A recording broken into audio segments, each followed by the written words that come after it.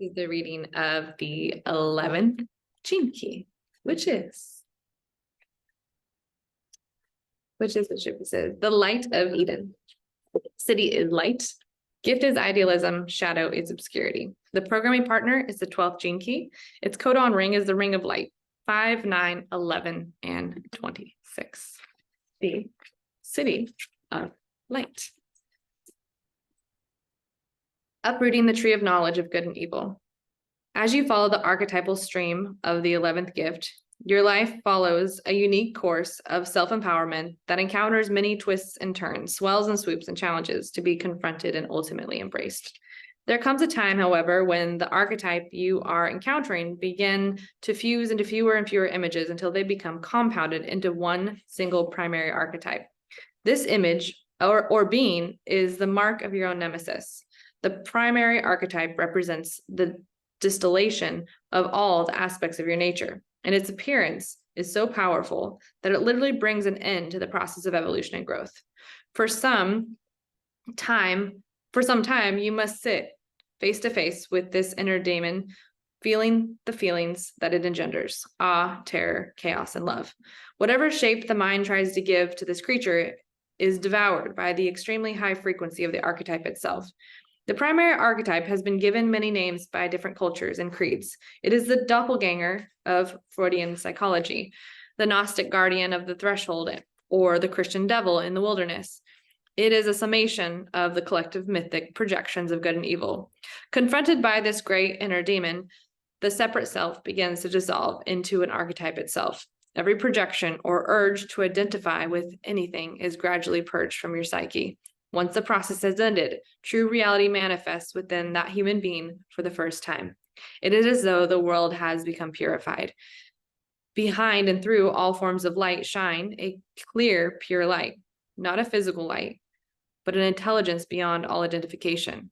One enters the mind and body of the divine. This rare occurrence is the expression of the 11th city, and it is the hallmark of the one citic state. In linear terms, this 11th city represents the result of what happens when all the archetypal memory stored in the collective unconscious has been filtered and expressed through an individual's life. It is as though you have pierced the veil that separates man from his mythic fall. You once again experience the world through the eyes of a child, as though it were the mythic Garden of Eden.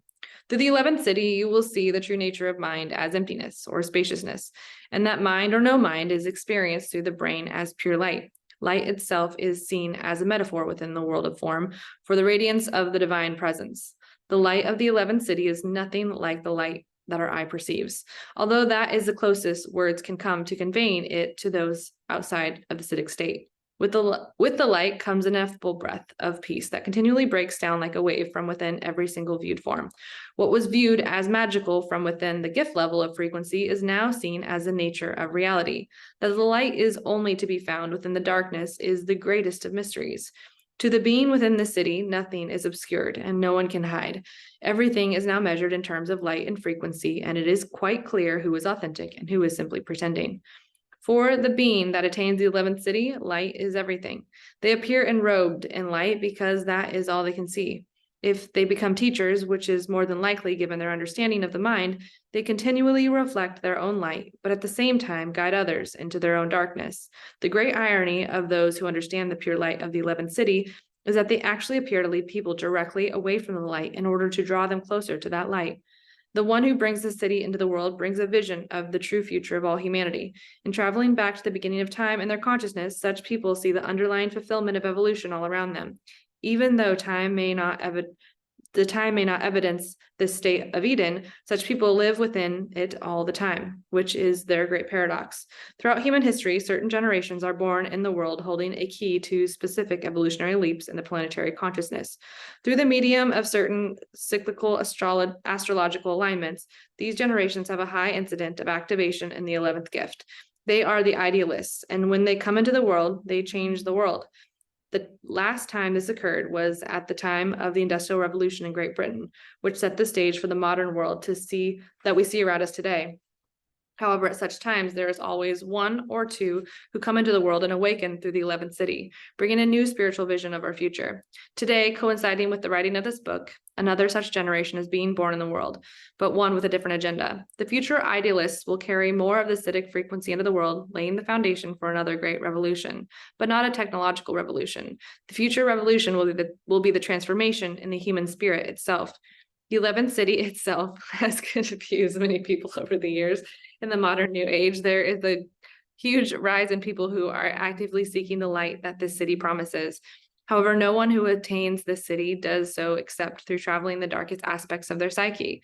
The movement to embrace the inner light may be paved with good intentions, but so much of it simply emerges through the obscuration of the 11th shadow, which wants the light without having to embrace the dark. As a result, there is a great shadow dynamic at work in the world. This is especially true through the medium of the great religions, which seek the light up there. The light has never been outside of us, but resides deep within matter itself. It is a little-known paradoxical law that the densest regions conceal the highest vibrations, and that true ascension moves downward and inwards. The great challenge in today's world is to bring clarity to the cosmic issue of good and evil. The mass consciousness operating out of the left side of the brain favors the light above all else. The feminine principle of darkness coming through the right side of the brain has been set against the light. This is why an upsurge in darkness always precedes the breaking through of the true light, as opposed to our projected image of the light. The pure light of the 11th city has nothing to do with good and evil. It represents the transcendence of duality. You can see how deeply this 11th gene key is wound up with the notion of spirituality and religion. You can also see how profound the Christian myth of Eden is with its tree of knowledge of good and evil. As long as we see things in terms of good and evil, we have embraced the fall in the future, as the great mutation triggered by the 55th gene key comes into humanity. The 11th city will crack open our perception of the world, symbolically uprooting the tree of the knowledge of good and evil. At that point, we will feed directly from the tree of life, which sends forth light.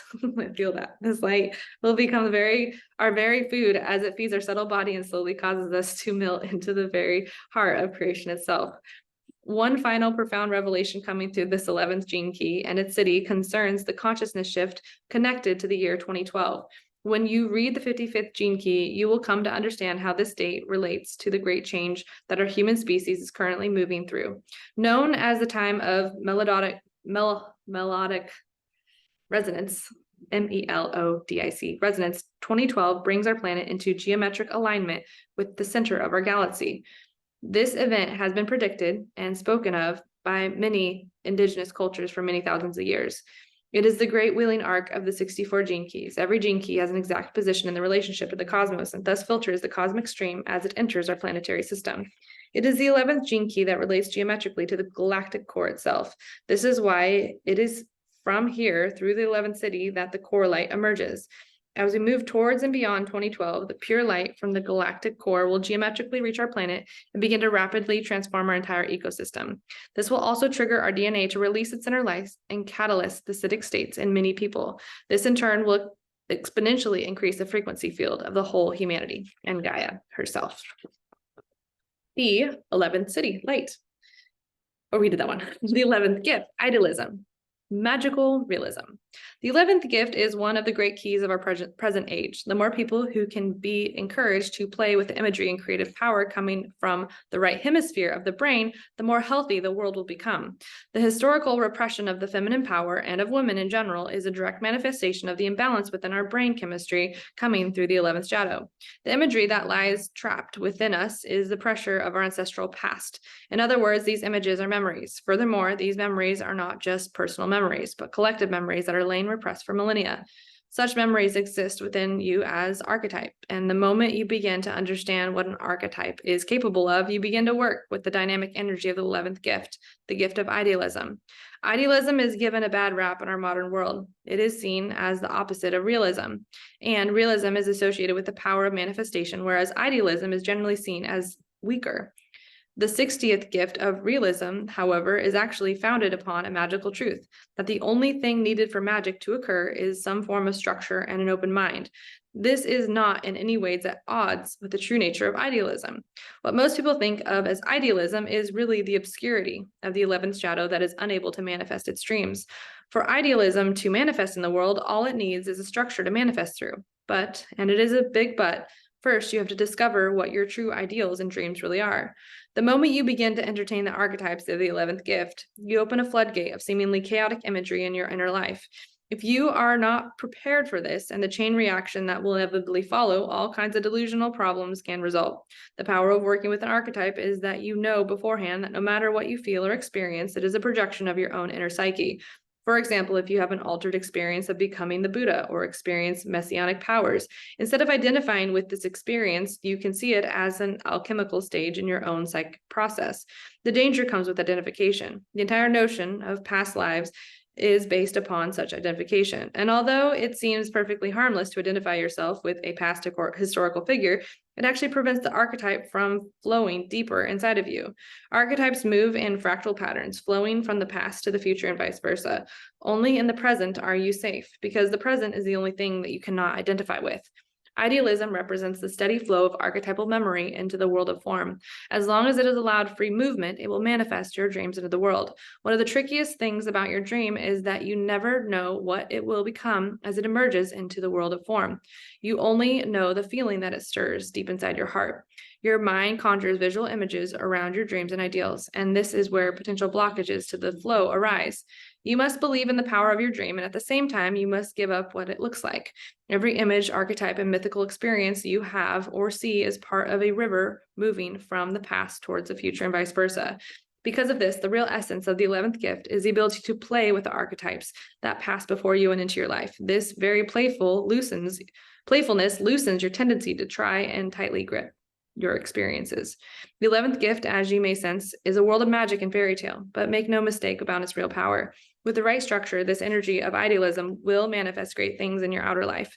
Through the 11th gift, all the form of the natural world swirls within us. This is the land of tribal totem, creatures infused with particular and potent ancestral power. In every culture, such totems abound, even in our modern world. We use symbols and animals to represent our businesses and lives. Each one of these symbols carries real power behind it when it resonates with your inner ideal. In the world of the 11th gift, everything is a symbol of the endless pattern of the great archetypes moving from the world of the formless into the world of form, from the past into the future via the vital artery of the present. As we humans begin to think once again with our right brains, so we will bring much needed balance to the world of form. The result will manifest in the world around us as the dominance of the patriarchal form subsides and the power of the feminine pole comes into balance with the male. This is the true meaning of the time we are living through. It is why so much ancient tribal knowledge is once again pouring into the collective consciousness of our planet. It is through the 11th gift the true art of magic is once again returning to the world. This is the 11th shadow, obscurity. The fascist regime of the human ego. The 11th gene key will open you to a whole new world. This world of light. Indeed, it is this gene key that gives its name to the important genetic and chemical group known as the ring of light. This gene key concerns human vision, both internal and external. As such, it is deeply connected to the human eye and the way in which images are translated via the visual cortex into the brain as imagination. One of the most fascinating studies of light in all its potential can be seen through the genetic codon, the amino acid threonine. Programs your DNA through the 11th gene key. Threonine also codes for 3 other gene keys, the 5th, 26th, and 9th. Each of these 4 gene keys concerns a different code through which human beings are connected with light. At the highest level of consciousness, the 5th city of timelessness shows how time can be brought to an end through its connection with light via the medium of space. This is why transcendence of the speed of light also leads to the transcendence of time and therefore space. The 26th city of invincibility concerns the supernatural ability to manipulate the human perception of light through magnetism. And the 9th city of invincibility invokes the laser-like focusing of light in order to dissolve your physical reality, thereby making you efficiently or effectively omnipotent. Each of these 4 gene keys can be viewed through the lens of their shadow frequencies, which further illustrates how deeply human suffering is linked to your ability and inability to tap into the powers of clarity through the medium of light. In the case of the 11th shadow and gift, we are looking at the interface between light and the human mind. The 11th shadow places an interference frequency between light and the way in which the brain processes, translates, and communicates that light. In other words, your whole experience of the world is pushed off kilter through the medium of the 11th shadow. If it therefore represents the field of illusion, delusion, and obscurity. The greater percentage of human beings on this planet lives within a very narrow band of light waves, which means that they do not really see clearly. They do not see reality clearly. What most people think as reality is a very dim and skewed view of the true reality. The 11th shadow greatly limits a very specific functioning of the right hemisphere of the brain, that aspect of your mind that does not see patterns and facts through language and number, but grasps reality through reams of interconnectedness and intuitively grasped fractal images emerging from deep recesses of the brain. The right hemisphere of the brain has long been seen as the feminine side of the brain. It is the lateral thinking, intuitive, and artistic side of the mind. If you could see how deeply limited your perception of reality is without the full functioning of this feminine side of your nature, you would be enormously shocked. I'm gonna say that again. If you could see how deeply limited your perception of reality is without the full functioning of this feminine side of your nature, you would be enormously shocked. The 11th shadow of obscurity essentially places you inside a virtual reality, a construct created through the combination of programming via this 11th shadow and its programming partner, the 12th shadow of vanity. This reality is a total obscuration in which you can only view life through a certain very limited set of parameters. Here's how it works. Representing the feminine pole of the brain, the 11th shadow creates a field of fear within human beings. The images that flood your mind from the right side of the brain can neither be controlled, nor do they appear to make sense. In most cases, they are regulated to a backwater of your brain where they emerge as secret fantasies, repressed dreams, emotional issues, and hidden agendas. The male-oriented left side of the brain, encapsulated by the 17th shadow, therefore becomes far more dominated, since it uses logic as a mean of controlling your reality, whereas the right side seems chaotic, illogical, and idealistic, and the left brain is the voice of control and reason. The next part of the story involves a programming from the outside of our genome through the 12th shadow. The 12th shadow programs through sound rather than light.